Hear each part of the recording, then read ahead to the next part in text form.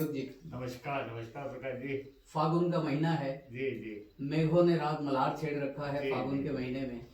तो क्यों ना आज हमारे दर्शकों को जी। हम भी कुछ राग सुना दें और राग भी बांसुरी की मुरली की तान के साथ सुना दें तो कैसा रहेगा। आनंद आ जाएगा, सोने पे सुहागा। तो आज आपके और मेरे साथ हैं जी उदीयमान बांसुरी वादक हिरांश भावसार। और धन्यवाद। हमारा सौभाग्य है कि बांसवाड़ा जिले ही नहीं पूरे राजस्थान में संगीत के क्षेत्र में अपना अद्भुत और अतुलनीय योगदान देने वाली जानी मानी संगीत साधिका डॉक्टर मालिनी जी न केवल साथ हैं अपितु बांसुरी वादन में आज जो साज के साथ हैं। आज जो हिरांश अपनी प्रस्तुतियां देंगे उसमें तबले पर संगत गुरु रूप में डॉक्टर मालिनी जी कर रही है। हिरांश, स्वागत है आपका। हिरांश हमारे चैनल में आपका स्वागत है। धन्यवाद सर। हिरांश, हम प्रश्न का सिलसिला शुरू करें उससे पहले चाहेंगे कि कृष्ण की मौजूदगी का एहसास कर लें। तो क्यों ना हमारे दर्शकों को आपकी पसंद का कोई अच्छा सा राग सुना दें और मुरली की तान छेड़ दें। अपनी पसंद का कोई राग सुनाएं।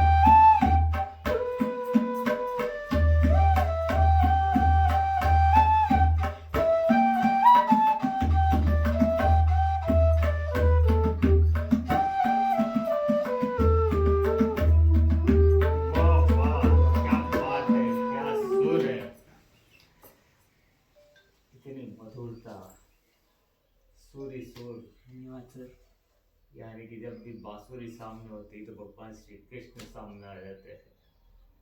और कला कला के बारे में तो अभी मालिनी जी ने जो ऊपर लिखा हुआ है ना, कला मनुष्य का वह रचना है जो उसके जीवन में आनंद प्रदान करते है। कला कहलाती है। तो कितना आनंद आया। और ये कौन सी राग थी आपकी? ये सर राग भोपाली थी। राग भोपाली, खासियत क्या और क्या गाया था अभी आपने? ये सर मैंने राग भोपाली का आरोह पकड़ से शुरू किया जी। और फिर बंदिश बजाई उसके छोटा ख्याल और उसके पहले सरगम गीत बजाया उसका। Very good. तो संगीत में सबसे अच्छी राग आपको कौन सी लगी? बहुत सारी राग है और अलग अलग धुनें आप छेड़ते हैं, तो कौन सी राग सबसे ज्यादा आपको आकर्षित करती है? मुझे जो राग सबसे ज्यादा पसंद है वो है राग केदार। कारण? राग केदार के स्वर जो लग रहे हैं उसमें जी। वो बहुत ही खास है। ठाट कल्याण है, मत दोनों में लग रहे, म तीव्र और म शुद्ध। तो इस कारण जो राग केदार है वो बहुत सुंदर है। तो ऐसी सुंदर सी राग केदार में प्रस्तुति हो जाए। जी बिल्कुल। अच्छा सुर लगा।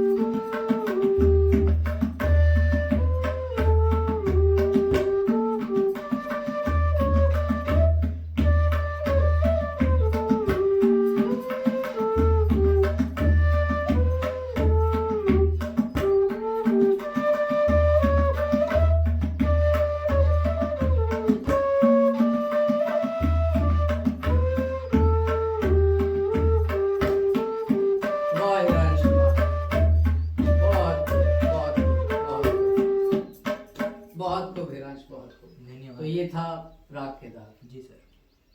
हमारा अगला सवाल और प्रश्न सिलसिला शुरू करते हैं। संगीत की शिक्षा कहाँ से आपने शुरू की और बांसुरी वादन का ख्याल कैसे और कब आया? सर देखिए, संगीत की शिक्षा मैंने मालिनी मैम के पास से ही शुरू की जी और लगभग अभी 3 साल हो चुके जी। मैं मैम के पास में शास्त्रीय संगीत सीख रहा हूँ। जी और मुझे बांसुरी का ख्याल आया जब मैंने फोन पर पंडित हरिप्रसाद चौरसिया जी को देखा। जी उनकी बांसुरी को सुन करके मुझे भी ये मन किया कि मैं भी बांसुरी बजाऊं। जी मेरे पापा गाना गाते हैं जी तो म्यूजिक की इंस्पिरेशन मुझे उनसे ही मिली। जी जी। हिरांश, औपचारिक शिक्षा जो फॉर्मल एजुकेशन है वो किस संस्था से ले रहे हैं और अभी कौन सी क्लास में? अभी सर मैं लियो स्कूल में पढ़ रहा हूँ, जी बांसवाड़ा में लियो इंटरनेशनल स्कूल में, और मैं अभी 9th क्लास में हूँ। जी। हिरांश, रागों का सिलसिला अपन आगे बढ़ाते हैं। जी सर। हमारे दर्शकों को अब आपकी पसंद का नया राग कौन सा सुनाने जा रहे हैं? अभी सर मैं राग केदार के बाद राग वृंदावनी सारंग बजाऊंगा। जी, तो दर्शकों सीधे चलते हैं रागों के स्वामी भगवान कृष्ण के वृंदावन नगर की तरफ।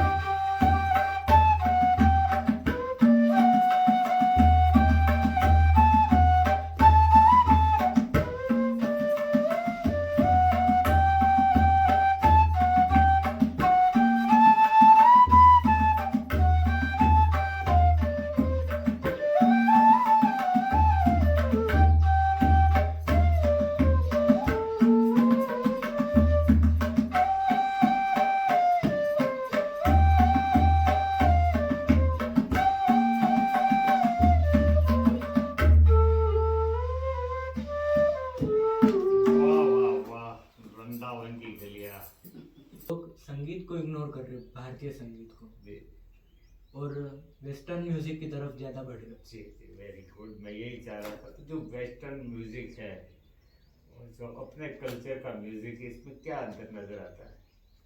अंतर तो कोई सर बिल्कुल, दोनों बिल्कुल ही अलग है, तो अंतर तो कैसे कर सकते हैं? दो चीजें है ना उनकी, सबसे जो है ना बॉडी लैंग्वेज ज्यादा होती है उनकी। हाँ। और अपना जो कल्चर है उसमें भी मैंने देखा, आपके होठ, आपकी उंगलियां, आपकी आंखें, आपका मस्तिष्क, तो ये जब हमारे बॉडी के ये पार्ट काम करते हैं और एक तरफ खाली बॉडी होती है, तो इन दोनों में जब बांसुरी बजाते हो ना, आपके मन मस्तिष्क पे क्या छा जाता है? संगीत। हाँ संगीत, लेकिन जो अनुभूति होती है जब हम वृंदावन में है तो या तो श्री कृष्ण को प्रत्यक्ष अनुभव कर सकते हैं, अपने अंदर फीलिंग आप क्या सोच का हो जाती है, दिमाग पूरा एक तरफ एकाग्रता की ओर चला जाता है, या क्या डूबने का मन करता है, क्या होता है? मुझे मन करता है कि मैं जिस प्रकार बांसुरी बजा रहा हूँ वैसे ही बजाता ही रहूं और उसी में खो जाऊं। वेरी गुड, क्या बात क्या बात है, क्या बात है। लेकिन हम मान लो भगवान श्री कृष्ण ने अभी आपको कहा है कि एक सुर ऐसा छेड़ना है आपको, एक सुर ऐसा जो लोगों को बांध ले। शिव कैलाश होके क्या बस। बोले? बिल्कुल बिल्कुल।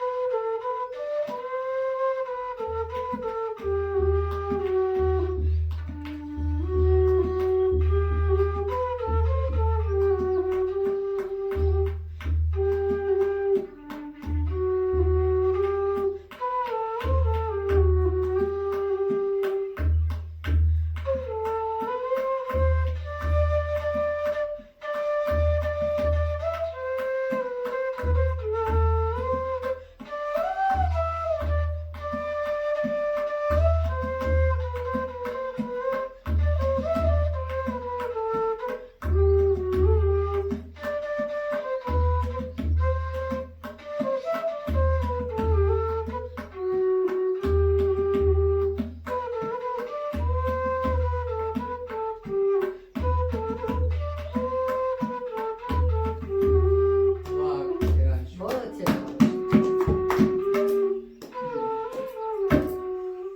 हिरांश। बहुत बढ़िया। धन्यवाद सर। दर्शकों, भगवान कृष्ण का रमण स्थल है कालिंदी अर्थात यमुना, और अभी हिरांश ने जो हमें बांसुरी पर गीत सुनाया, जो राग सुनाया, वो था कैलाश, शिव कैलाश होतेवासी। तो कालिंदी और कैलाश के बीच की दूरी कोई पाट सकता है तो वो भारतीय संगीत है, वो बांसुरी है। हिरांश, एक सवाल आपसे। जी सर। आपकी औपचारिक शिक्षा जो फॉर्मल एजुकेशन है, उसमें ये जो संगीत का रियाज है, संगीत का अभ्यास है, वो कहीं बाधक बनता है या मददगार बनता है? मददगार बनता है, बाधक तो बिल्कुल नहीं बन सकता। कैसे, किस रूप में? जब हम संगीत सीखते हैं तो हमारा ब्रेन और भी ज़्यादा डेवलप हो सकता है जी। हमारा दिमाग और ज़्यादा शार्प हो सकता है और तेज होता है, जिस जो बिल्कुल पढ़ाई में हेल्प करेगा। आपसे बातचीत और संवाद का ये जो एपिसोड है उसका समापन हम दीपक जी के सवाल से करेंगे, लेकिन उससे पहले एक राग सुनेंगे हम आपसे बांसुरी पर ही। फिर वो यमन हो या राग खमाज हो, कोई आपकी पसंद का इनमें से कोई एक राग धुन सुना दे। कौन सा ले रहे? राग खमाज। समाज।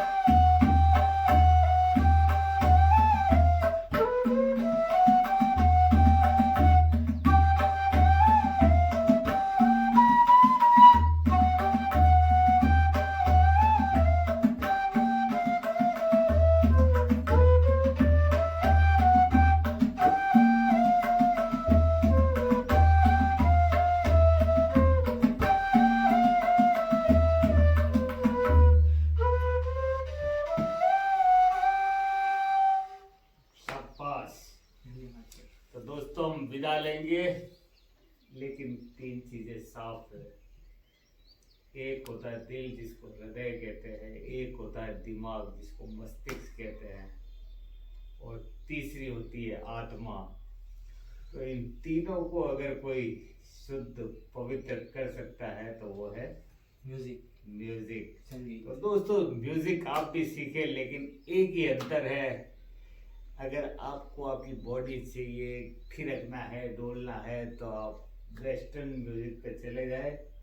लेकिन अगर भारतीय संस्कृति, परंपरा, खास करके शास्त्रीय संगीत, तो ये तीनों चीजें साफ हो जाएगी जब आपका हृदय, आपका मस्तिष्क और आत्म तत्व का आपको बोध होगा। तो दोस्तों विदा लेते हैं और ढेर सारी शुभकामनाएं आपको। धन्यवाद तो सर। प्रकाश जी शुभाशीष इन्हें दिया जाए जी। और फिर मिलेंगे दोस्त, लेकिन उन सुरों के साथ मिलेंगे जहाँ देशभक्ति का जज्बा भी जागृत हो। हिरांश बहुत बहुत बधाई और शुभकामनाएं, और धन्यवाद हम सर। उम्मीद करेंगे कि जीवन में संगीत के क्षेत्र में आपने जो लक्ष्य बना रखा है उसे आप प्राप्त करें, लेकिन संगीत का अभ्यास एक साधना की तरह आप करते जी रहें सर। और अपने गुरु के प्रति श्रद्धा रखते हुए बांसवाड़ा का नाम संगीत के क्षेत्र में रोशन करें। बहुत जी सर। बहुत बधाई और शुभकामनाएं। धन्यवाद सर। धन्यवाद मैडम, आपका भी आभार।